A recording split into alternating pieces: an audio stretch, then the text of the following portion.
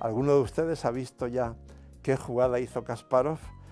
Repito, a los que sufren del corazón es mejor que no vean este vídeo, porque Kasparov hizo esto, la doble clavada, torre de 7. Supongo que muchos de ustedes ahora mismo tienen ganas de aplaudir, pues yo les animo a que aplaudan, porque así estarán recreando lo que pasó en Vacancy el 20 de enero de 1999, que todo el público estalló en un enorme y largo aplauso. Con esta pasión, con este ritmo pausado y una enorme sonrisa, Leoncho García, el periodista especializado en ajedrez del diario El País, recrea en una pizarra con un tablero los últimos movimientos de lo que es para muchos la partida del siglo, sino de la historia. La partida del ajedrez, la que disputaron el ruso Garry Kasparov y el búlgaro Veselin Topalov en 1999. La partida llamó mucho la atención por los sacrificios brutales de piezas que hizo Kasparov, unos movimientos que hoy son escuela. Leoncho lo cuenta en El Rincón de los Inmortales, una sección de vídeos del País en el que comenta partidas históricas también actuales con ese estilo tan particular, porque Leoncho divulga sobre ajedrez y también enseña. Leoncho García, muy buenas noches. Buenas noches, Seymar. Estoy encantado de estar aquí contigo. Muchísimas gracias. No sabes la ilusión que me hace esta entrevista, de verdad. Esta que acabamos de escuchar es la mejor partida de la historia. Eso es muy difícil de decir, porque yo creo que cada aficionado tiene una, pero sin duda alguna puede haber consenso en que es una de las mejores partidas de la historia, de esas que producen en un aficionado una sensación similar a la Novena Sinfonía de Beethoven en un amante de la música o las Meninas de Velázquez en alguien amante de la pintura, ¿no? ¿Qué tiene que tener una partida de ajedrez para ser épica? Bueno, tiene que tener mucha tensión, mucha emoción, ataque y defensa, cambios, sorpresas y, como tú bien has dicho en la introducción, el concepto de sacrificio es muy importante, porque eso rompe los esquemas. Si tú entregas una pieza que vale mucho a cambio de aparentemente nada, sobre todo si el sacrificio es a medio o largo plazo, eso enciende la pasión del aficionado, sin duda. Y si lo que se sacrifica es la dama, que es la pieza más poderosa, entonces ya es el éxtasis, ¿no? Dime una partida que no sea reconocida como tal por el común de los mortales, pero para que para ti sea brutal. Quizá la que más impresión me ha hecho es una que Bobby Fischer le gana a los 13 años a un gran maestro estadounidense llamado Byrne, escrito Byrne, a quien luego yo conocí personalmente porque fue el columnista de ajedrez del New York Times. Y entonces Fischer ahí firma realmente una obra de arte, algo que será inmortal, pasen los siglos que pasen. Bobby Fischer también lo conociste y debía de ser un impresentable, ¿no?, en las distancias cortas. Bobby Fischer era un genio en jaque perpetuo. Tuvo una infancia muy complicada.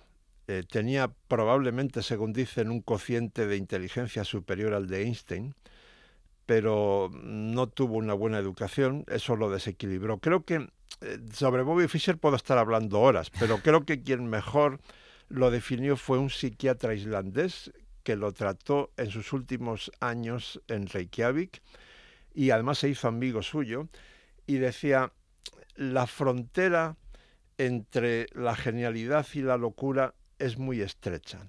Las personas normales normalmente pensamos dentro de los límites de una caja. A veces somos capaces de salirnos de esa caja y entonces somos muy creativos, pero volvemos inmediatamente dentro de los límites de la caja. Los genios salen con frecuencia de la caja y corren el peligro de no saber volver, y eso es lo que llamamos locura, cuando se quedan fuera. ¿Para ser un crack del ajedrez hace falta ser un genio? Bueno, mi conclusión después de investigar mucho esto es que hay que nacer con los genes de un genio, pero no solo eso.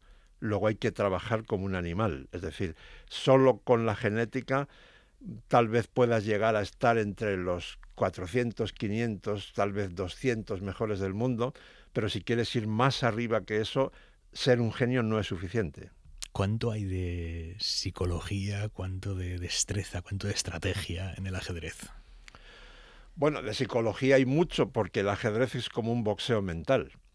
En realidad, me gusta decir que es el deporte más violento que existe, porque tú, por ejemplo, un futbolista puede desahogar la tensión chutando, corriendo, gritándole a un compañero, protestando al árbitro, en fin, yo qué sé. Pero un ajedrecista no puede hacer prácticamente nada, salvo ir al baño, tomarse un café y poco más, durante 4 o 5 horas. Todos sus sentimientos tienen que ser gestionados y controlados.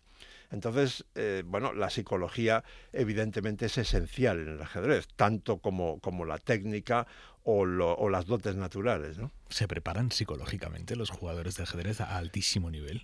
Cada vez más. Ha habido siempre una reticencia, por algún motivo que me ha costado a mí entender, entre las estrellas del ajedrez en cuanto a sumar a su séquito de técnicos, a su equipo, a un experto en psicología deportiva, como lo hacen en todos los demás deportes, ¿no? Pero cada vez más se van dando cuenta de que esto es muy importante, sin duda, claro. Es que es obvio, o sea, si hay un deporte que requiere de expertos en psicología deportiva, obviamente es el ajedrez, ¿no? Y de gestión de emociones. Claro, claro. Por eso también es una escuela de vida.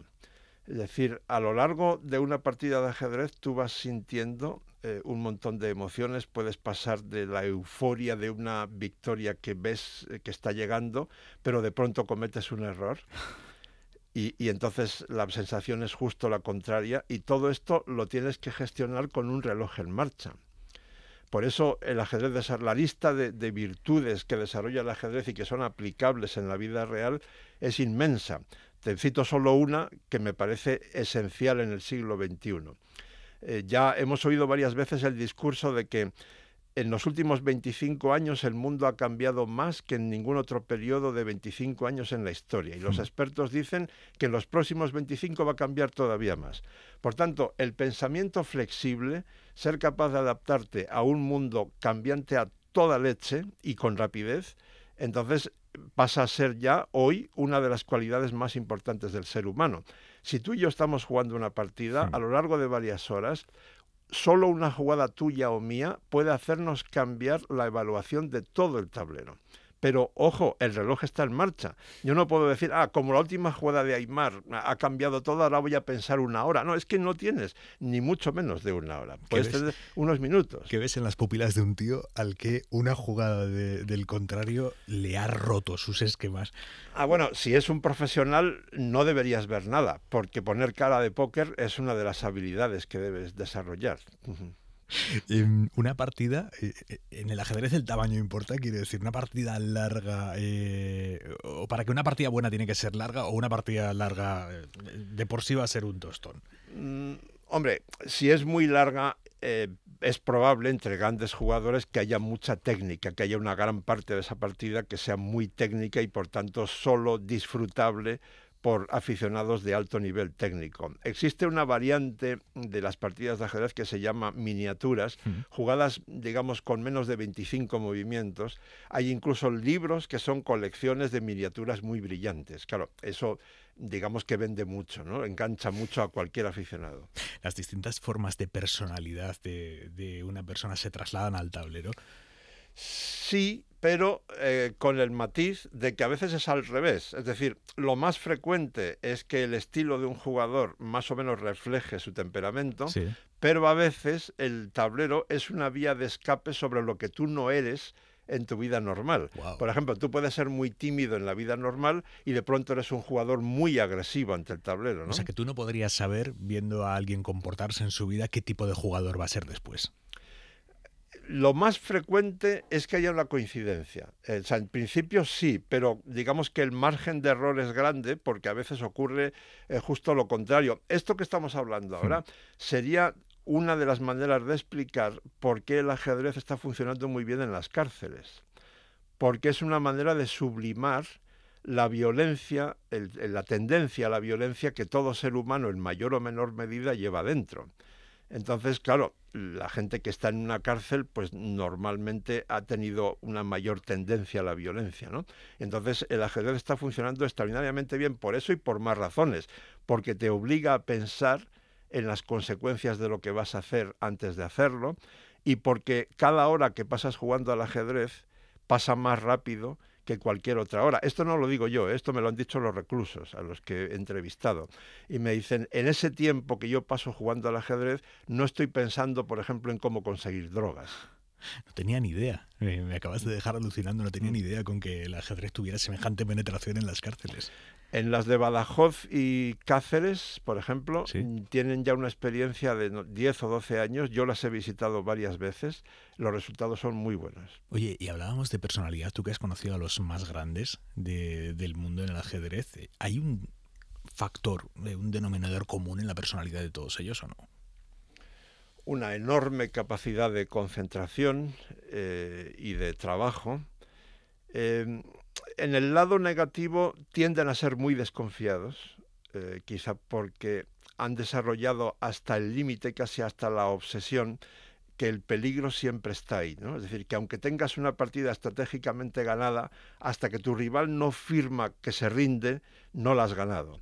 Entonces eso hace que los grandes jugadores tiendan a ser bastante desconfiados en su vida real. Pero bueno, sobre todo en las virtudes positivas, pues es una gran capacidad de tomar decisiones razonadas con rapidez, mucha capacidad de concentración, memoria normalmente de elefante, este tipo de cosas. ¿Piensan en otra cosa en su vida o el ajedrez lo es todo y marca las 24 horas de su día?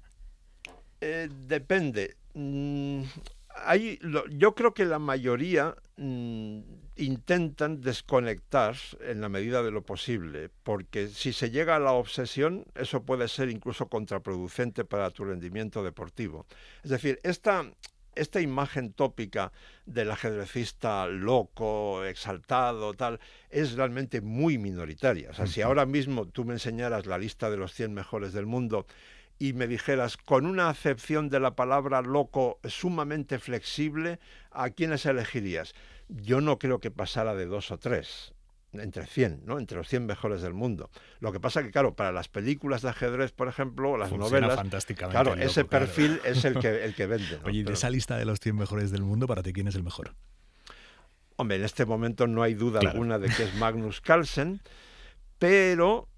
pero lo pongo con mayúsculas, muchos tenemos la esperanza de que un iraní escapado de Irán porque le obligaban a dejarse ganar, perdón, a perder por incomparecencia, ¿Sí? Cuando se enfrentaba con un israelí que se llama Firuya, que es el número 2 del mundo a los 18 años y que va a jugar el torneo de candidatos que va a ser en Madrid del 15 de junio al 7 de julio, ojalá gane Firuya, porque eso sería un duelo entre dos genios. Cuéntame bien la historia de Firuya. ¿Cómo es que le obligaban a perder, a dejarse ganar? Por desgracia, esto ha ocurrido con frecuencia. Entre, digamos, mis aventuras más desagradables como periodista especializado está cuando he tenido que informar en campeonatos del mundo de niños, sub-8, sub-10, sub-12, sub-14, el sorteo depara que a un israelí le toca jugar contra un iraní. El israelí nunca tiene problemas para jugar contra nadie, pero los iraníes y los de otros países musulmanes, digamos los más radicales, tienen la orden de sus gobiernos de no asistir, de perder por incomparecencia. Entonces, esto que te voy a contar ahora me ha ocurrido varias veces de manera prácticamente idéntica, ¿no? Esa misma mañana yo voy donde el entrenador o el jefe de delegación de los iraníes y le digo, pero ¿esto qué es? Pero si tu niño está jugando ahora mismo con el israelí al fútbol ahí abajo. Me dice, no, ya lo sé, pero si yo no tengo nada en contra de que juegue contra el israelí, pero una cosa es que juegue al fútbol por la mañana sin cámaras y otra cosa es que juegue con una bandera en la mesa por la tarde contra el israelí. En ese caso, entonces se llevaba el dedo a la garganta y hacía como si le degollaran, ¿no? Dios. En ese caso yo estoy perdido. ¿Y qué va a pasar ahora con Firuya?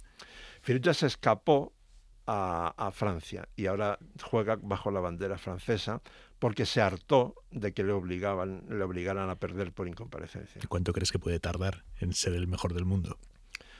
Bueno, es que el mejor del mundo es nada menos que Magnus Carlsen, que es uno de los candidatos a la hipotética distinción de ser el mejor de la historia, ¿no? Entonces, destronar a Magnus Carlsen es una tarea hercúlea, pero el único casi el único capaz en este momento de conseguirlo es Firouzja, creo. ¿Hay un ordenador que pueda conseguirlo a día de hoy? Hoy, desde el año aproximadamente 2005, el mejor ajedrecista del mundo no es un ser humano.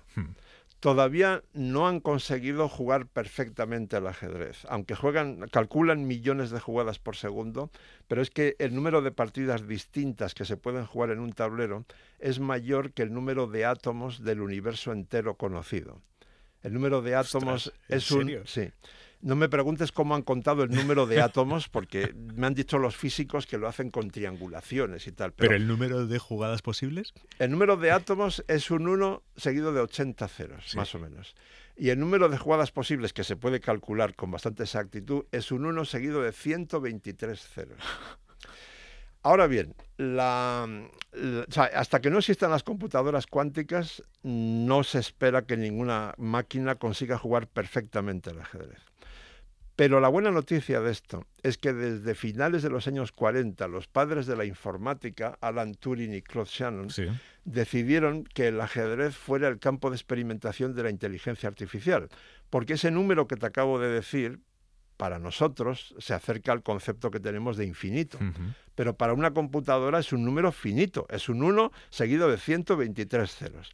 Por tanto, Shannon y Turing dijeron: si conseguimos que una máquina le gane al campeón del mundo de ajedrez, lo que hayamos aprendido en ese proceso científico seguramente será muy útil en otros campos de la ciencia.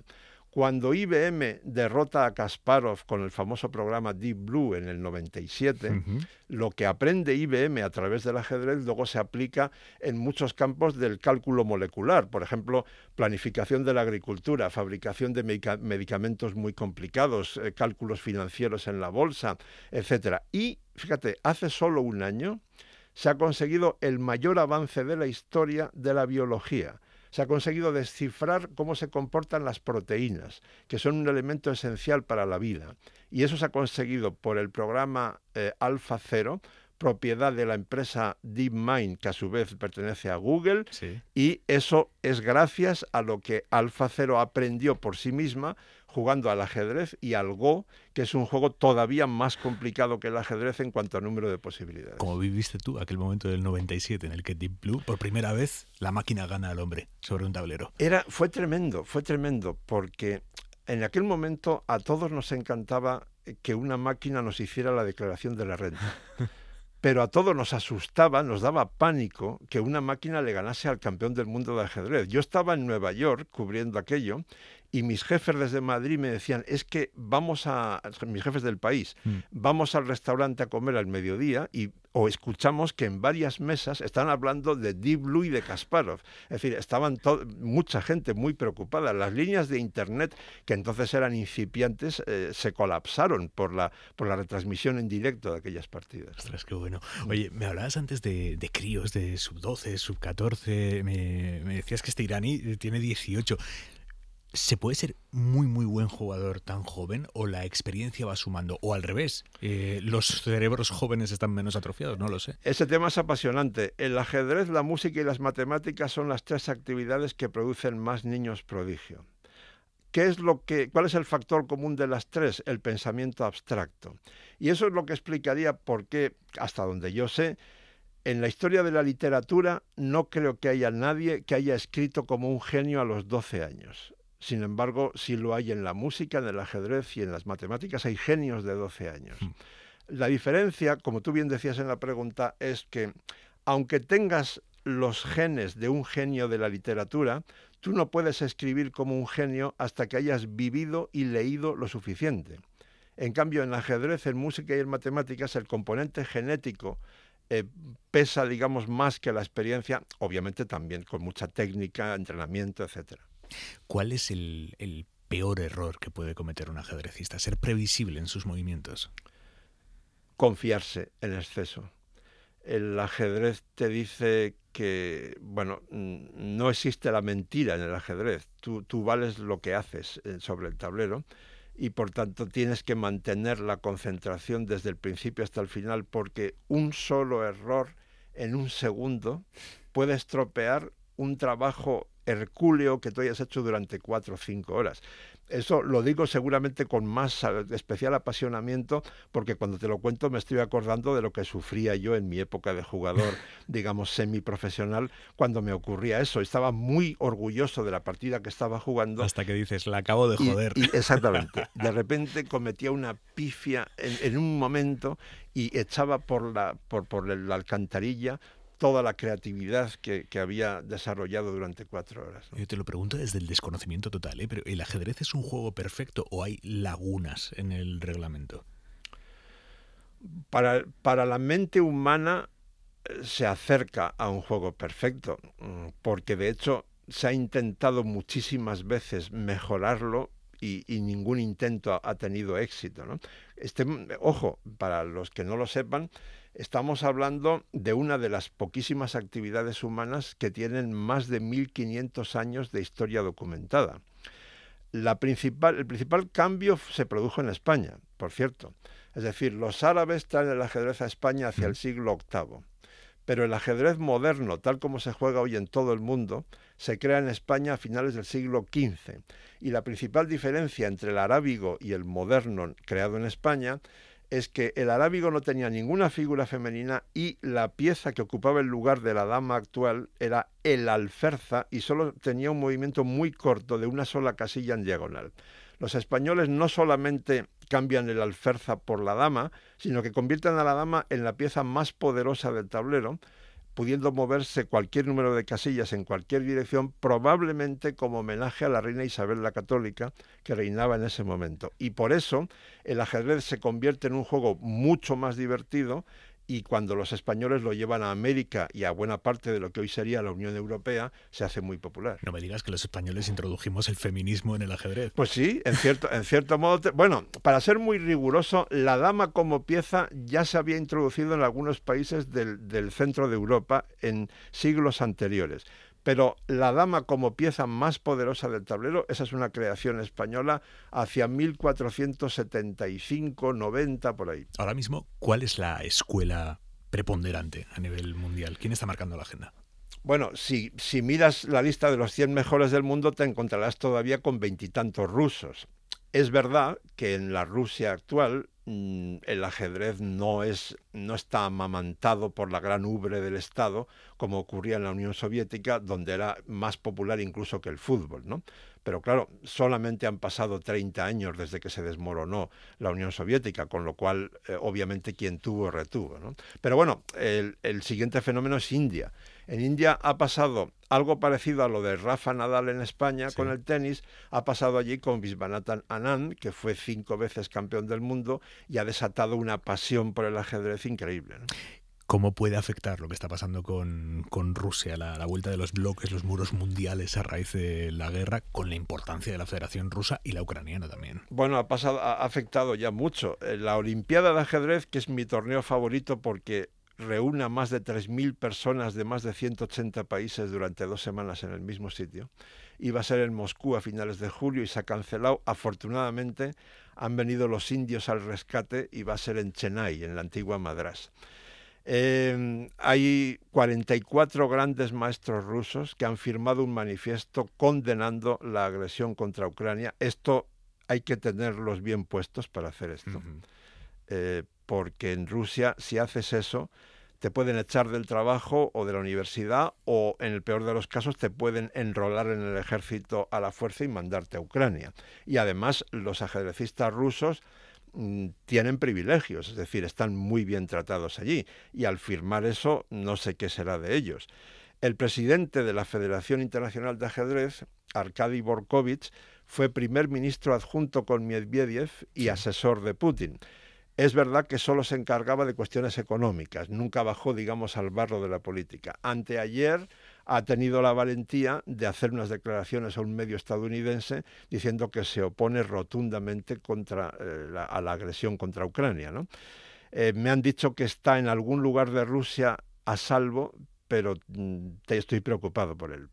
A ti te mandaron en el 85 a 2 meses y medio a seguir los míticos duelos entre Kasparov y Karpov, que eran los dos eran soviéticos, pero Kasparov era muy crítico con la Unión Soviética y Karpov todo lo contrario. Y 37 años después, Kasparov ha criticado durísimamente a Putin y Karpov es diputado de Putin. Exacto. Esto es una historia muy dramática. A ver, resumiendo mucho, en 2012 a Kasparov le llega información muy fidedigna de que los más radicales cercanos a Putin están pensando en asesinar a uno de los 3 líderes de la oposición contra Putin más populares, que son Nemtsov, Navalny o Kasparov. Kasparov decide emigrar y se marcha a Nueva York en 2013.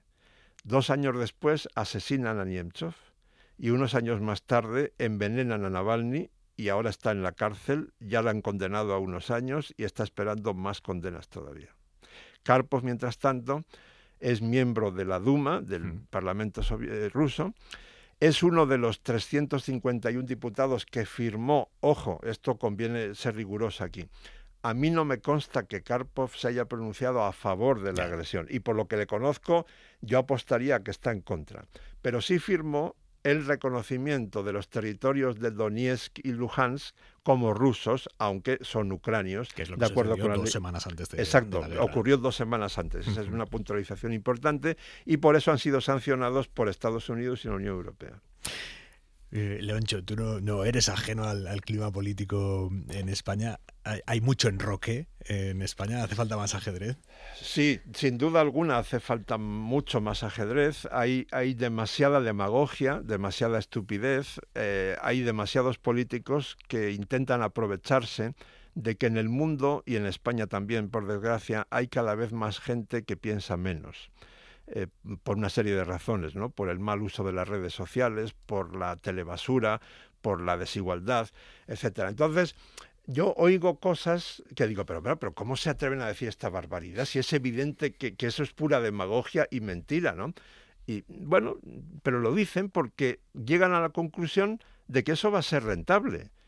Entonces, bueno, deberíamos reaccionar contra esto de algún modo, ¿no? Me vas a crujir por la pregunta, ¿eh? ¿Pero qué te pareció la serie de Gambito de Dama? No, para el ajedrez es fantástica. Gracias a Gambito de Dama y a la pandemia, o sea, al confinamiento más concretamente, el ajedrez está de moda en este momento en todo el mundo. En las cosas que yo publiqué en El País sobre Gambito de Dama hice críticas, tanto de fondo como de forma, pero si me tengo que analizarlo globalmente, por supuesto la serie está bien hecha y es muy beneficiosa. Mira, ya que me la has puesto tan a huevo, te voy a decir una cosa que no me gusta nada de esa serie. Dime. La chica protagonista gana todas las partidas que juega hasta que pierde una, nada menos que con el campeón de Estados Unidos. Bueno, eso, por mucho talento genético que tenga esa chica, es imposible. Y además, eso lanza un mensaje muy negativo.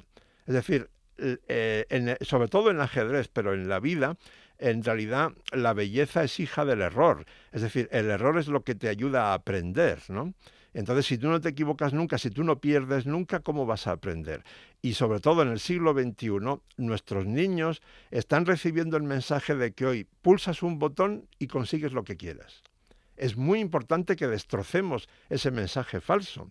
Y entonces el ajedrez lo destroza muy bien, porque por muy bueno que seas, tienes que perder muchas veces para llegar a ser un gran maestro, ¿no? Leoncho, ¿qué pieza eres tú en la vida, el tablero de la vida? Bueno, creo que el peón, porque empecé siendo un aficionado más, me convertí en un jugador semiprofesional y luego me di cuenta de que mi vocación era la comunicación, el periodismo, y gracias al ajedrez he conseguido aprender un poco de un montón de ámbitos del conocimiento humano. Entonces, bueno, empecé siendo un peón, ahora soy algo más porque creo que soy como esa gota que cae en la roca durante 39 años consecutivos de profesión, en mi caso, y al final acaba haciendo un agujero, ¿no? No sabes el placer que ha sido esta conversación, Leoncho. Leoncho García, un abrazo. Placer compartido, otro para ti.